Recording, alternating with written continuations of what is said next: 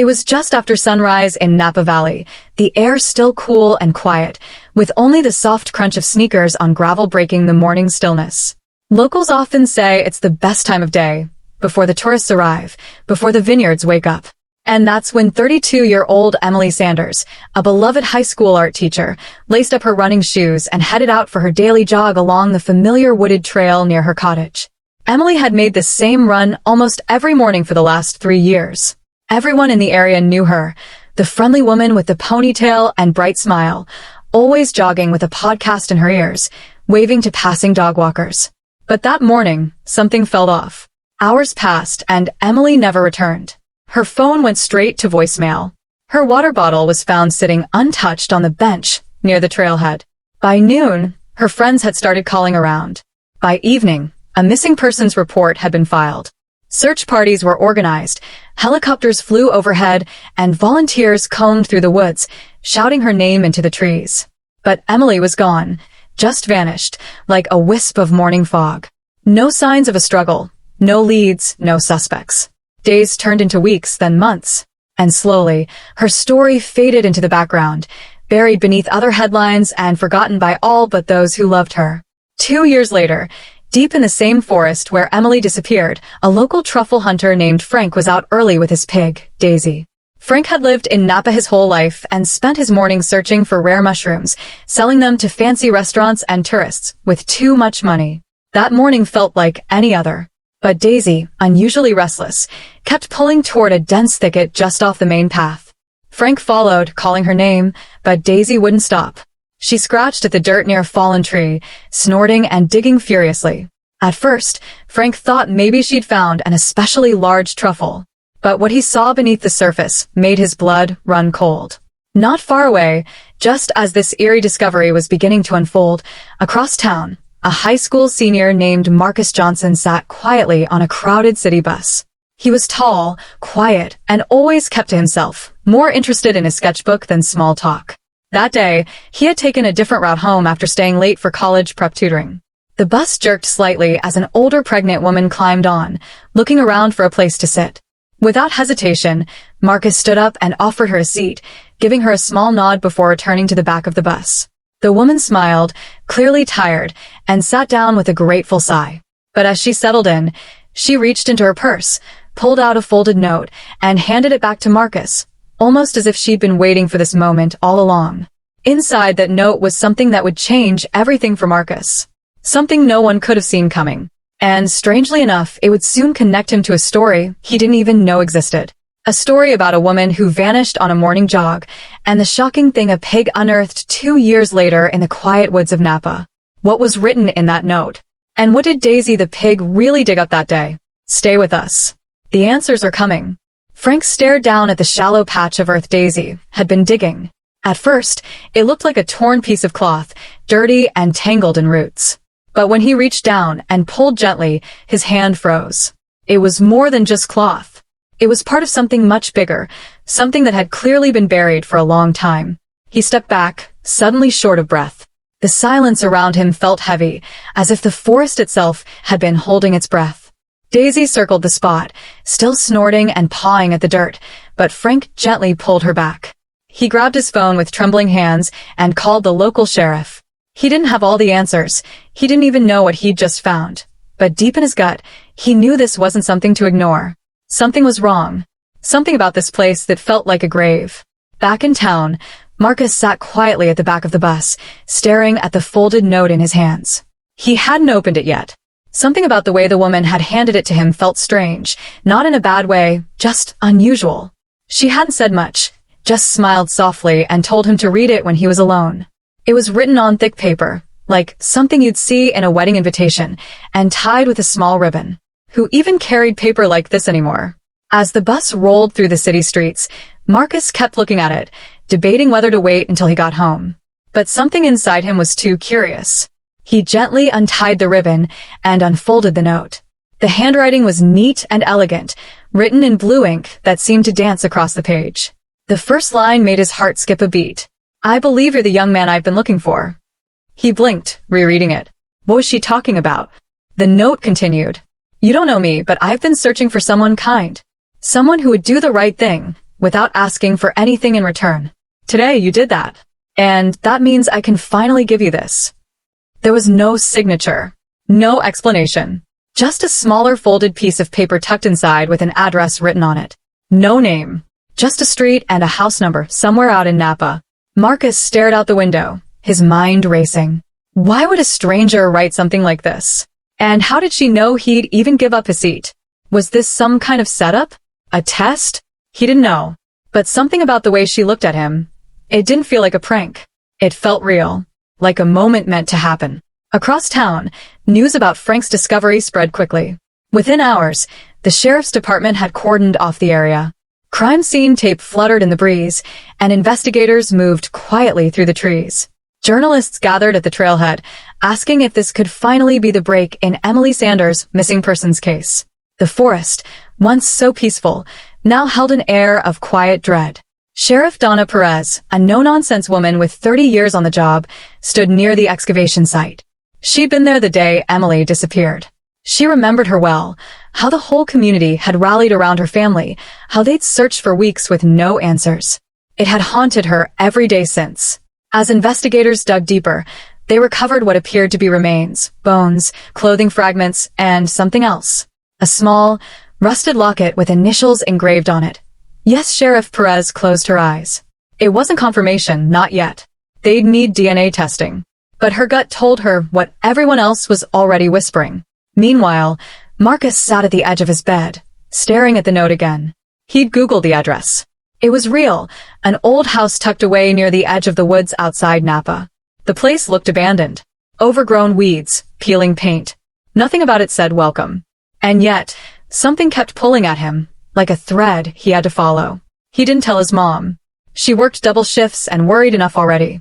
Instead, he told her he had a field trip with his college prep group and left early the next morning, backpack slung over his shoulder, note tucked safely inside.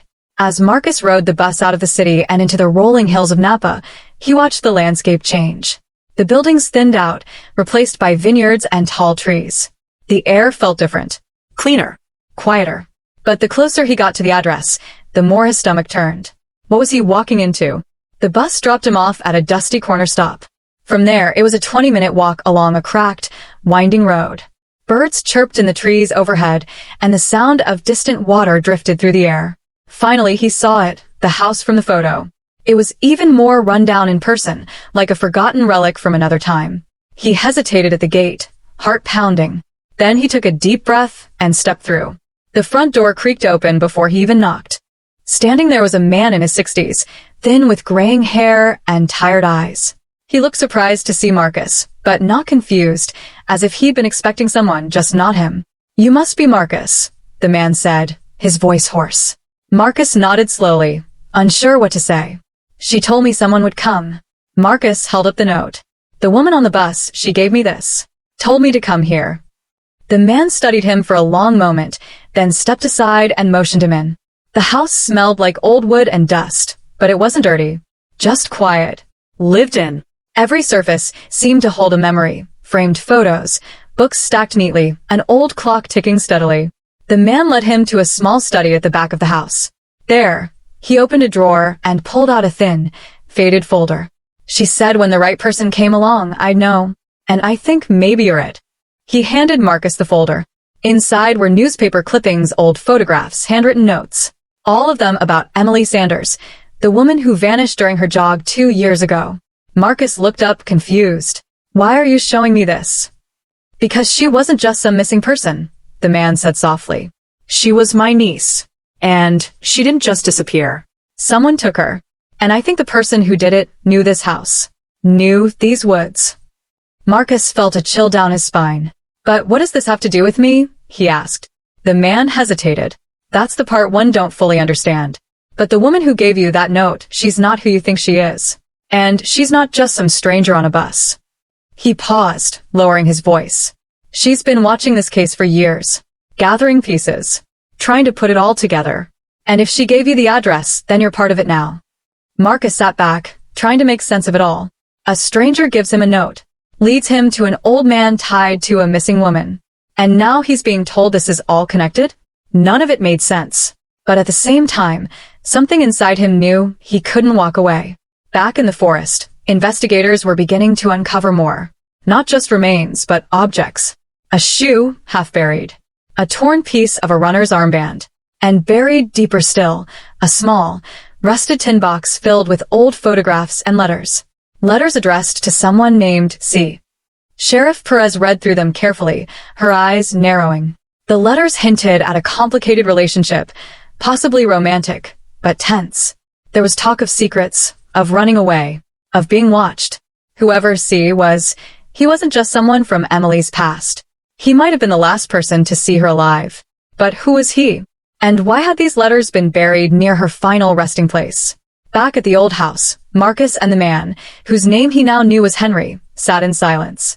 Henry poured 2 glasses of iced tea, then spoke again. "There's more. Something you should see." He opened another drawer and pulled out an old camera, the kind that used film. Inside, still intact, was a roll that had never been developed. "Emily used to jog with us sometimes," he said. "Said she liked to take pictures of the sunrise." This was found weeks after she vanished, in a pawn shop 2 towns over. "I've been meaning to get the film developed, but something kept stopping me." He handed the camera to Marcus. "Maybe it's time." Marcus took it, staring at the scratched metal and faded strap. He didn't know what was on that film, but something told him it might hold a clue, maybe even the last thing Emily ever saw. And far from there, in a quiet house tucked at the edge of a vineyard, the woman from the bus stood at her window, watching the clouds shift in the sky. She held a phone in one hand, a file in the other. Her eyes were sharp, focused. The game had begun. And the next move was Marcus's. The ride back into town was quiet. Marcus sat near the window, clutching the old camera tightly in his lap. The bus rumbled along winding roads lined with grapevines and shadowy trees, but all he could think about was what might be on that film roll. He had it developed at a small print shop in downtown Napa, one of the few places left that still dealt with film. The old man behind the counter didn't ask questions, just told Marcus to come back in an hour. While he waited, Marcus walked slowly through the town square, the note still folded in his pocket, like a secret too heavy to forget. His phone buzzed. It was a text from his mom, just checking in. He typed back that everything was fine, then put the phone away. In truth, nothing felt fine. The more he learned, the deeper this whole mystery seemed to go. A missing woman. A buried box of letters. A camera that could hold the final piece of her story. And somehow, for reasons he still couldn't understand, a stranger believed he was the one meant to find it all. An hour later, he returned to the shop. The clerk handed him a small envelope of developed photos. Marcus paid and stepped outside before carefully sliding the photos out. The first few were simple: trees, the early morning sun breaking through fog, a vineyard bathed in golden light. They looked peaceful, even ordinary. But then, something changed. The 6th photo showed a shadow. Not the kind made by trees or rocks, but something human-shaped, standing just off the trail. The next one was blurrier, like the camera had been shaking. There was motion in the frame. A foot, a hand. Something, or someone, was clearly near Emily. Close. Too close. And the final photo was nearly black, except for a faint flash of light, like the sun reflecting off something metal. Marcus's heart raced. He didn't know what he was looking at, not completely, but his instincts told him these weren't just sunrise pictures. Emily had seen something, or someone, and tried to capture it. Maybe even in her final moments. He took the photos straight to Sheriff Perez's office. She looked over them slowly, her brow furrowed deep in concentration. Then she leaned back in her chair and let out a heavy breath. "These weren't in the original case file," she said. "Which means the camera really did go missing. We assumed it was taken. Maybe by the same person who took Emily. But why would it show up in a pawn shop?" Marcus asked. Maybe the person who had it panicked. Or maybe they didn't know what was on the roll. She paused. "But the shadows in these images, they tell me Emily might have known she was being followed." Marcus swallowed hard. "Do you think whoever took her is still out there?" Perez didn't answer right away. She looked at the photos again, then at Marcus. "I think we're dealing with someone who's been hiding in plain sight." Back at the old house, Henry was going through more of Emily's journals. Her handwriting filled the pages, calm and thoughtful, but beneath it there was a quiet fear. She had written about strange cars following her home from school. Phone calls with no one on the other end. Once, she even mentioned finding her front door unlocked when she was sure she had locked it that morning. One entry stood out, dated just 2 weeks before she vanished. I don't know who he is, but he's watching me again. I saw him parked down the trail near the bench. He always wears the same blue windbreaker. And today I saw him talking to a kid near the market. A teenager, maybe? That's the first time I've seen him with anyone. Henry stared at the words, a chill creeping over him. Who was the man in the windbreaker? And why was he near a high school student? He called Sheriff Perez immediately. After she read the entry, she made another call to a woman named Denise who worked in the records department. They needed to pull surveillance from near the market 2 years ago.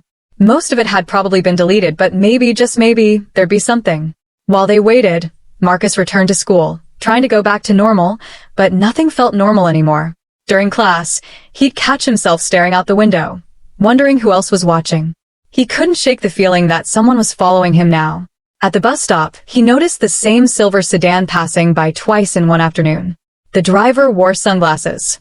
Never looked his way. But it was enough to make Marcus feel like the roles had started to flip. At night, he'd wake up suddenly, sure he heard something outside. Once he even found his bedroom window cracked open just slightly.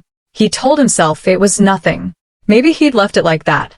But in the back of his mind, a seed of doubt was growing. Meanwhile, back at the sheriff's office, Denise found something. A single camera from a grocery store parking lot 2 years ago. The footage was grainy, but it showed Emily buying apples and water. And standing across the street, a man in a blue windbreaker, face turned away from the camera. At one point, he spoke to a teenager who passed by, handed him something. Perez paused the footage. Can we get a clearer view of the kid's face? Denise zoomed in, enhanced the image as much as she could. It was Marcus. Or, at least, someone who looked very much like him. Same height, same build, same hoodie he used to wear back then. Perez's pulse quickened. She needed answers. Fast. She called Marcus in again. At first, he denied remembering anything. He didn't recall talking to anyone near the market, especially not someone in a windbreaker. But then something flickered in his mind. A vague memory. A man had stopped him once, asked if he liked photography. Offered him a cheap camera for $20. Marcus had said no and walked off. I thought he was just some random guy, Marcus said. Why would that matter now? Perez looked him in the eyes. Because if this was the same man Emily mentioned in her journal, he may have used you to distract her. Or worse. Marcus felt sick. Wait, he said. You don't think I? No, Perez interrupted. But I think you were closer to this case than you ever realized. And maybe that's why the woman on the bus gave you the note. She's trying to show you something. Or protect you from someone. Marcus left the station, more confused than ever. He walked home slowly, the sun beginning to dip below the horizon, casting long shadows across the sidewalk. When he reached his front door, a white envelope was waiting on the ground. No name. No return address. Inside was a single photo. It was him, standing in front of Henry's house, camera in hand. The picture had been taken from a distance, like someone had been watching him from the trees. On the back, one line was scrawled in red ink. You're looking in the wrong direction. Marcus sat down on the porch steps, his hands trembling.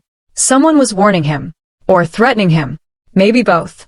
He called Henry, who insisted he come back immediately. When Marcus arrived, Henry showed him something he'd been keeping secret. A journal of his own, notes, timelines, theories he'd built up over the last 2 years. There was one name that appeared over and over, Caleb Wright. A former student of Emily's. Quiet, smart, often kept to himself. He had a history of obsession. He'd once been suspended for following a teacher home. No charges were ever filed, but the incident had been noted. And right before Emily vanished, Caleb had dropped out of school without explanation. They tried to look him up now, but there were no recent addresses. No job listings. Like he'd disappeared too. As the night wore on, Henry and Marcus pieced together a rough timeline. Caleb had been in Emily's class. He'd stayed late often, sometimes waiting by her car. The last person Emily mentioned seeing in the woods before she vanished matched his description. And then there was the man in the blue windbreaker. Could it have been Caleb in disguise? Or someone connected to him? One final clue remained. The letters buried in the tin box, addressed to C. Sheriff Perez had just gotten a handwriting analysis back. The writing didn't match Emily's. It matched someone else. Someone who hadn't been on their radar. Someone still living in the Napa area. The case was unraveling in ways no one expected. Every answer led to another question. Every clue deepened the mystery. And Marcus? He was no longer just a witness. He was now at the center of it all. Marcus hadn't slept in 2 nights. His mind wouldn't stop racing. Every time he closed his eyes, he saw that photo. The one taken of him outside Henry's house. The red writing on the back haunted him. You're looking in the wrong direction. It wasn't just a warning. It was a clue. But what did it mean? Who was he supposed to be watching instead? He kept the lights off in his room that night, sitting near the window with the curtains slightly open. Every few minutes, he scanned the street. There was no sign of the silver sedan, but he knew better than to think he was safe. Someone was out there. Someone who knew where he lived. Who he was. And they were watching his every move. Meanwhile, Sheriff Perez was digging deeper into the letters found near Emily's remains. She'd sent copies to a retired FBI profiler who owed her a favor. The results came back fast and disturbing. The tone of the letters had changed midway through. The early ones were tender, romantic. But the later ones became colder, more controlling, possessive. Whoever wrote them had felt betrayed. Like Emily had promised something and then backed away. The profiler believed the writer wasn't just emotionally unstable, he was likely obsessive and dangerous. That same day, Denise from the records department called with a breakthrough. She'd tracked down employment history tied to Caleb Wright. After disappearing from school, he'd worked under an alias, Cal Wright, as a part-time handyman for several vineyards in the area. One of them sat just a mile from the very trail where Emily had gone missing. It was the same stretch of land where Frank's pig, Daisy, had made the discovery. But there was more. Caleb had rented a small cabin on the edge of that vineyard. Remote. Off-grid.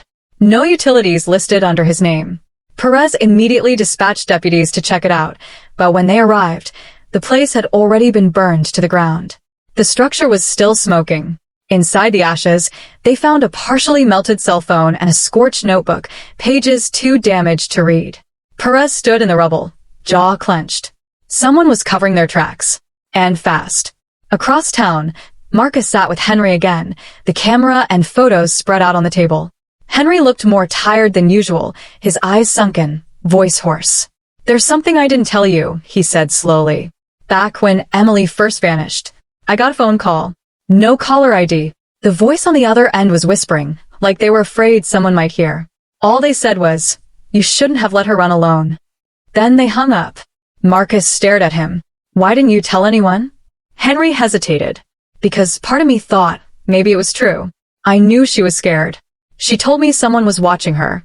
And I didn't do enough. Just then Marcus's phone buzzed. A message from an unknown number. You want answers? Come alone. 10 p.m. Oak Ridge Trailhead. Bring the photos. No cops. Attached was a live image of the outside of his house, taken just minutes ago. Marcus's hands went cold. He showed the message to Henry, who immediately reached for the landline, but Marcus grabbed his arm. No. If we tell the sheriff, they'll vanish again. This might be the only chance to end this. Henry hesitated. Then I'm coming with you. No, Marcus said firmly. They said alone. I need to know why they're targeting me. Why me? The trailhead was pitch dark when Marcus arrived. He carried a small flashlight, the camera photos tucked inside his jacket. The trees loomed tall and silent. Every sound, the crunch of leaves, the rustle of branches, put him on edge. He kept glancing over his shoulder, half expecting someone to jump out. But no one came. He walked deeper into the trail, following the dirt path, lit only by his flashlight beam. After about 10 minutes, he saw it, something glinting in the dark. A small lantern, sitting on a wooden bench. Beside it, a woman. She stood slowly as he approached. Marcus's breath caught in his throat. It was the woman from the bus. You came, she said softly. Marcus stared at her. Who are you? She looked at him for a long moment, then nodded. I'll tell you everything. But first give me the photos. Marcus hesitated. Why? What's on them? She glanced around, voice low. Proof. Of who really did it. Of who's still hiding. Marcus stepped closer, but didn't hand them over yet. Why me? Why did you give me that note? Her eyes filled with something between sadness and urgency. Because you were there once. You were part of the story, even if you didn't know it. The man Emily feared? He used people to get close. He used you. And now he's watching again. Marcus took a breath, heart pounding. Who is he? But before she could answer, a sharp crack rang out through the woods, a branch snapping. They both turned. A flashlight beam blinked in the distance. Then another. The woman's eyes widened. He's here. She grabbed Marcus's arm and pulled him off the trail, down a narrow embankment into the brush. They crouched behind a fallen tree, barely breathing. Above them, footsteps crunched slowly along the trail. Then a voice called out, calm, steady, male. Marcus. It was too dark to see his face, but the voice was familiar. Don't be scared, it continued. You're so close now. You deserve to know everything. Just come out. Marcus froze. That voice, it wasn't Caleb's. It was someone he knew.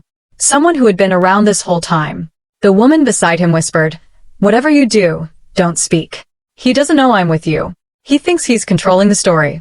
But he's not. The man kept walking, the light swinging across the trail, inches from where they hid. Then silence. He stopped. I know you're here, the voice said. You're looking in the wrong direction. Marcus's blood ran cold. He stayed perfectly still, waiting, listening. A few moments later, the footsteps faded. They were gone. The woman reached into her coat and handed Marcus a small object. A USB drive. Everything you need is on this, she said. The photos. The records. The real identity of the man who took Emily. It's not just about her anymore. He's done this before. More than once. And he won't stop. Marcus stared at her. Who are you really? She gave a faint smile. I'm someone who survived him. Then she stood and disappeared into the trees, her lantern light swallowed by the dark. Marcus was left standing in the silence, heart racing, clutching the drive and the camera photos. He didn't know who to trust. He didn't know what would happen next. But one thing was clear. This wasn't over. It was only just beginning. Marcus didn't go home that night. He couldn't. Not with that voice still ringing in his ears. You're looking in the wrong direction. And now this woman, who seemed to know everything, had vanished again, leaving him with nothing but a USB drive and more questions than ever. He walked until his legs gave out, then sat under a tree, still clutching the drive like it was his last lifeline. He stared into the dark woods, trying to piece it all together. Someone he knew had called out to him. Someone close. Someone he'd never suspected. By sunrise, he made his way back to Henry's house. Henry was already up, sitting at the kitchen table with coffee in hand, like he hadn't slept either. Marcus dropped the USB drive on the table. She gave me this. She said it has everything. Henry picked it up gently, eyes narrowing. Did she tell you who it is? No. But I heard him last night. He called my name. Henry looked up, a shadow passing over his face. Did you recognize the voice? I think so, Marcus said quietly. But I'm afraid to say it out loud. Because if I'm right, it changes everything. Henry slid the drive into his laptop. It took a few minutes to load. Inside were folders, photos, documents, audio recordings, and a file labeled Do Not Ignore. Marcus clicked it open. A video popped up. Grainy surveillance footage. It showed Emily standing near her car at a gas station. She looked tense, checking her surroundings. Then, a man approached her. The quality was low, but Marcus felt his chest tighten. The man was Sheriff Donna Perez. Marcus froze. Henry leaned in, squinting. That can't be, but the badge was clear, the posture familiar. The video showed Perez leaning in close, saying something to Emily. Emily backed away, clearly uncomfortable. Then the video cut off. Marcus's mind reeled. That doesn't make sense. Perez has been helping us. Henry was silent for a long moment. Unless she's been helping steer the investigation away from herself. They kept digging through the files. Another folder held screenshots of emails, conversations between Perez and someone under the username Searite87. The messages were filled with references to clearing up loose ends and keeping the story quiet. One message said, I handled the trailhead. You handle the girl. It was like the floor dropped out from under Marcus. He remembered how Perez always seemed to have answers, how she dismissed early leads, how she brushed off the camera being found in the pawn shop. Had she known it was missing because she took it? Was she working with Caleb? Or was she the one behind it all? That's when the second twist came crashing down. In the final folder was a photo, time-stamped just a few days before Emily vanished. It showed her standing in front of a cabin, that cabin, the one that had burned down. But she wasn't alone. She was with someone. Marcus leaned closer, his pulse hammering. It wasn't Caleb. It was Henry. The image was clear. His face unmistakable. Standing just a few feet from Emily, smiling like he didn't have a care in the world. Marcus stepped back. What is this? Henry looked stunned. I don't remember this. This has to be fake. I never. Marcus's voice rose. But you said you didn't see her that week. You said she only called. Henry's eyes filled with panic. I swear, Marcus, I didn't lie. I didn't.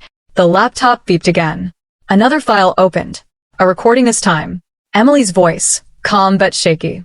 If anything happens to me, and if you're hearing this, it means I was right. I don't know who I can trust anymore. Even Henry has been acting strange lately. I found one of my journals in his truck. I never gave it to him. The recording ended in static. Marcus stepped back, his entire body buzzing with dread. The man who had helped him, guided him, shared coffee and memories. He'd been part of the circle the entire time. Maybe not the killer, but hiding something. Henry stood, reaching for Marcus. Please. I didn't hurt her. I loved her. She was my niece. But Marcus was already backing toward the door. You said you never saw her that week.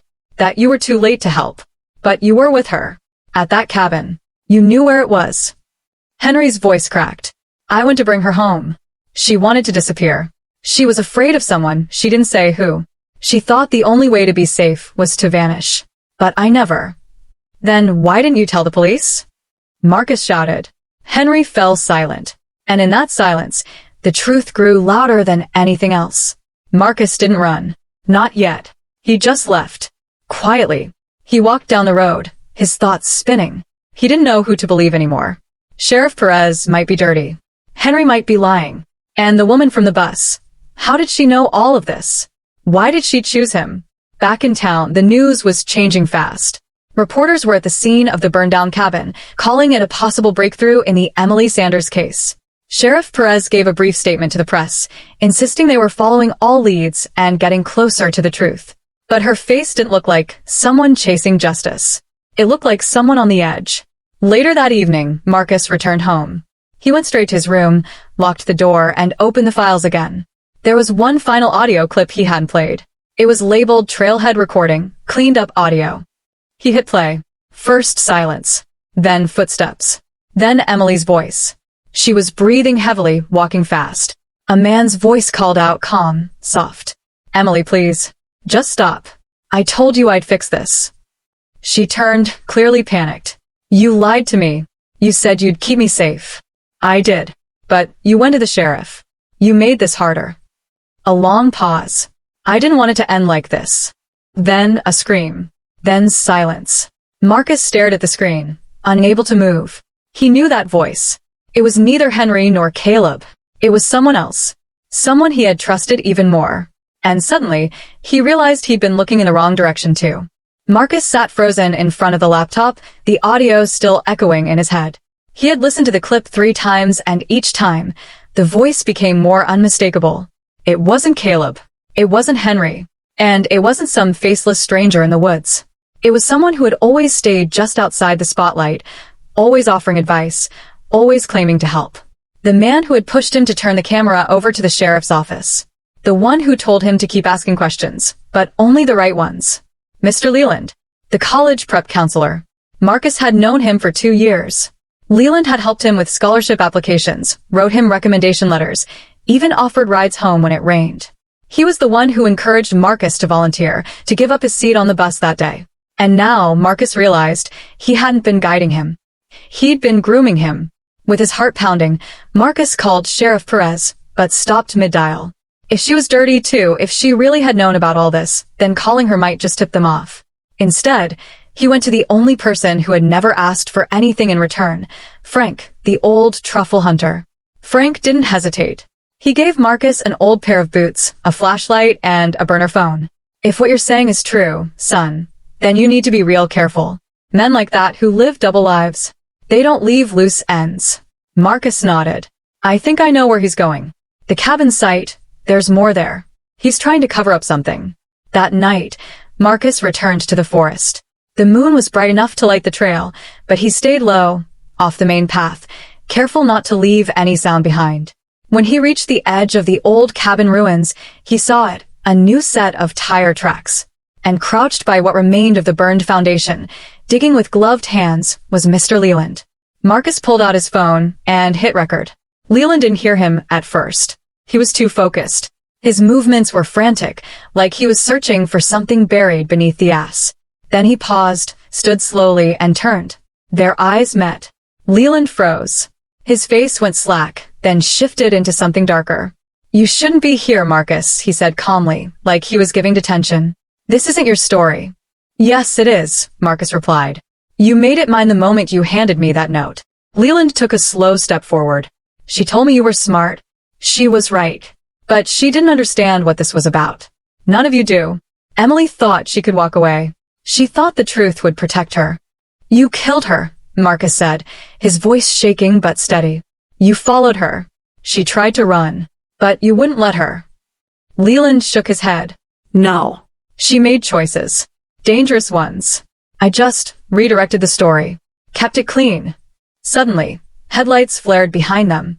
Sheriff Perez's cruiser rolled up the trail, engine rumbling. She stepped out slowly, hand near her weapon. Leland didn't flinch. "Of course you'd come," he said to her. "I kept your name clear. You owed me." Perez didn't respond. Her eyes flicked to Marcus. "He called me, Told me everything. I didn't believe it at first, but then I heard the audio." Marcus stared at her. "So, you're not with him?" She shook her head. No. "But I did know things I didn't act on. That's on me. I thought if I ignored the pieces, the puzzle would stay broken." Leland turned to run, but Perez was faster. A single warning shot into the air froze him in place. Within minutes, backup arrived. Leland was handcuffed and loaded into a squad car, his silence chilling. He never looked at Marcus again. As dawn broke over the valley, Marcus sat on the back of an ambulance, wrapped in a blanket, the tension finally beginning to release. Henry arrived not long after. He looked weary but relieved. "I saw the footage," he said. "I didn't know. I really didn't." Marcus nodded. "I believe you." Perez approached with an evidence bag. Inside it was the tin box Marcus had seen in the ashes. "We recovered this before Leland could destroy it completely." Inside were the originals, Emily's final journal entries, some of the letters, and a photo. She handed the photo to Marcus. It was a picture of Emily standing in front of her school, laughing, carefree, eyes full of hope. Behind her, slightly out of focus but unmistakably watching, was Leland. Marcus felt a lump rise in his throat. She knew. She knew it was him all along. Perez nodded. "And she tried to tell us." The story was over. Almost. That evening, Marcus returned home for the first time in days. He dropped his backpack on the floor and pulled out the note, the one the pregnant woman on the bus had handed him. He hadn't looked at it in a while. But now, under the light of his desk lamp, he noticed something he hadn't seen before. There was a second fold in the paper. He opened it. Another line was written, this one in smaller handwriting. "Sometimes the person who saves you isn't the one you expect." Marcus stared at the words, heart pounding again. Because underneath that line was a name. Caleb Wright. And suddenly, everything shifted again. What if Caleb hadn't been the villain? What if he had been watching Emily to protect her? What if the woman on the bus wasn't just connecting Marcus to Emily's past, but to a man still hiding in the shadows? And what if Caleb was still out there, waiting for his name to be cleared? Marcus sat back, staring out the window, wondering if the story he thought had ended had only just begun. The morning after everything unraveled, Napa Valley looked peaceful, like it had nothing to do with the storm that had just passed through its quiet hills. But for Marcus, nothing felt the same anymore. The truth was out. Mr. Leland had been behind Emily's disappearance, hiding in plain sight for 2 long years. Sheriff Perez, though not directly involved, had failed to act on signs that something was off. And now, as Marcus sat at the edge of the school courtyard, watching the world go on like normal, he couldn't stop thinking about one last name. Caleb Wright. It had been easy to blame him. The rumors from school, his sudden disappearance, the fact that he had once been close to Emily. Everyone had assumed the worst. But after everything that came to light, Leland's secret control over the investigation, the staged evidence, and now that second line in the note, the pieces didn't quite fit like they used to. Marcus met with Sheriff Perez one final time. She looked worn down, no longer carrying the heavy edge of authority, but something more honest, regret. "You were right about the woman on the bus," she told him. "We finally traced her name. Julia Monroe. She used to be a teacher at a different school. One of Leland's former colleagues. She left her job after a quiet settlement, claimed harassment, emotional manipulation. But the district covered it up. We think she'd been tracking him for years. Marcus nodded slowly. And Caleb? Perez hesitated, then slid a small folder across the table. We pulled new logs from a secure server Julia left us access to. Turns out, Caleb had been emailing Emily. He warned her, told her he suspected Leland was dangerous, that she should stay away from him. When she disappeared, Caleb panicked. He thought if he came forward, no one would believe him. So, he vanished. Where is he now? We think he's living under a different name in Oregon. The last IP address pinged from a public library up there a few weeks ago. But we've got no reason to charge him. He didn't run because he was guilty. He ran because he was scared. Marcus sat back in his chair, letting it sink in. The person the town once feared might have been the only one trying to do the right thing. The person who was supposed to guide students had been the one hiding the darkest secrets. Later that day, Marcus returned to the trail where it all began. The site where Emily had gone missing had been cleared, the crime scene tape taken down, the dirt smoothed over. But something about the place still felt sacred, like it held pieces of her story in the trees and wind. He placed a small bouquet of wildflowers near the bench where she used to stop during her jogs, a quiet tribute to a woman he'd never met but now felt deeply connected to. The community began to heal slowly. Emily's parents finally received confirmation of what happened, and though it was painful, it gave them something they hadn't had in years: closure. A proper memorial was held in the school auditorium where she used to teach. Her students, some now grown, came to share memories and hang her artwork in a display that would stay up permanently. A corner of the school garden was named in her honor. Frank the Truffle hunter went back to his quiet morning walks, this time without the weight of a terrible discovery hanging over his head. His pig Daisy got more attention than ever. Local kids even came out just to take pictures with the animal who had helped crack a case that no one else could. And Henry, though shaken by the truth, stayed in Napa. He helped clean up the cabin site and donated Emily's journals and camera to a local nonprofit focused on women's safety. He and Marcus stayed in touch, their bond now rooted not just in pain, but in the shared determination to remember Emily the right way. Marcus went on to finish high school with honors. He used the story, not just as a memory, but as a mission. He applied to colleges with a focus on criminal psychology and journalism, determined to uncover other stories like Emily's that had been overlooked or buried. The note he'd received from Julia Monroe, the one that started it all, remained tucked in his wallet like a compass, always reminding him that doing the right thing often starts with something simple, like giving up a seat. In his college entrance essay, he wrote, "I didn't set out to solve anything. I was just trying to be kind. But sometimes, kindness opens the door to something much bigger. I learned that truth doesn't always shout, it waits. And when someone listens, really listens, it finally speaks." The case became a local legend, taught in journalism classes, discussed in true crime podcasts, even featured briefly on a documentary series. But to Marcus, it was never just a story. It was about Emily. About people like Julia and Caleb, those who tried to help but weren't believed. And about the danger of trusting appearances over instincts. Even now, years later, Marcus sometimes thinks back to that day on the bus. The pregnant woman, the folded note, the strange spark of connection he hadn't understood at the time. It all made sense now. Julia had seen something in him, a willingness to act without expecting anything in return. And that's what gave him the strength to keep going, even when the truth became hard to carry. In the end, the story of the woman who vanished on a morning jog in Napa and the teen who gave up his seat on a crowded bus came full circle, not because of one dramatic twist, but because of many quiet moments that added up to something much bigger. And maybe that's how most real stories work. Not with a perfect ending, but with people choosing to listen, to care, and to tell the truth, even when it hurts.